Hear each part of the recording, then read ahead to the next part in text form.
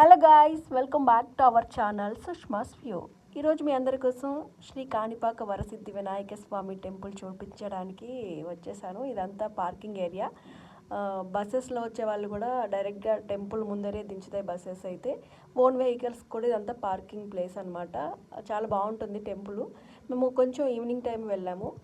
4-5 అట్లా టెంపుల్ కొంచెం క్లోజ్ అయ్యి ఉంది. ఇక్కడ మనకి డీటెయిల్స్ అన్నీ కూడా స్వామివారికి సేవా కార్యక్రమాలన్నీ ఎప్పుడెప్పుడు నిర్వహిస్తారు అని చెప్పి డీటెయిల్స్ అన్నీ ఉన్నాయి. ఇదంతా షాపింగ్ ఏరియా అనమాట. చాలా బాగుంది, చాలా పెద్దగా ఉంటుంది ఇక్కడ టెంపుల్ కూడా. సో ఇది వచ్చేసి మెయిన్ టెంపుల్, శ్రీ విఘ్నేశ్వరాయ నమః అని చెప్పుంది కదా. ఇది మెయిన్ టెంపుల్ ముందరే ఇక్కడ కోనేరు ఉంటుంది. సో మీకు ఒక్కసారి ఇలా వ్యూ చూపించేద్దామని చెప్పి చూపిస్తూ ఉన్నాను. యాక్చువల్గా 11వ శతాబ్దంలో చోళరాజులు నిర్మించారు. ఈ టెంపుల్లో వినాయకుడు రోజు రోజుకి పరిమాణం పెరగడం కాణిపాక విగ్రహ ప్రత్యేకత అనమాట. ఇప్పటికీ విగ్రహం బయటపడిన బావిలోనే ఉందంట. అలాగే ఆ బావి నీరు ఎప్పటికీ ఎండిపోదు. అందుకే ఆ బావి నీటినే పరమ పవిత్రంగా భావించి భక్తులకు తీర్థంగా కూడా ఇస్తారు. ఇక్కడ మరో ప్రత్యేకత ఏంటంటే కాణిపాక వినాయకునికి సత్యానికి మారిపోయారు అనమాట.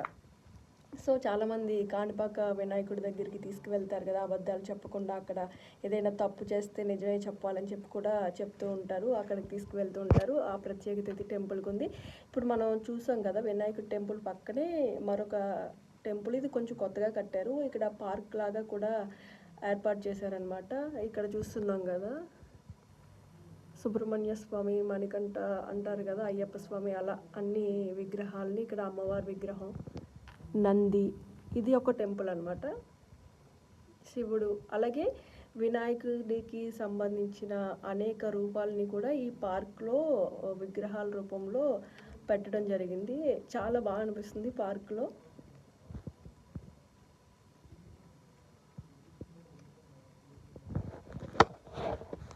చూస్తున్నారు కదా. ఇక్కడ నుంచి మళ్ళీ మనం కోనేరు వద్దకు వెళ్దాం.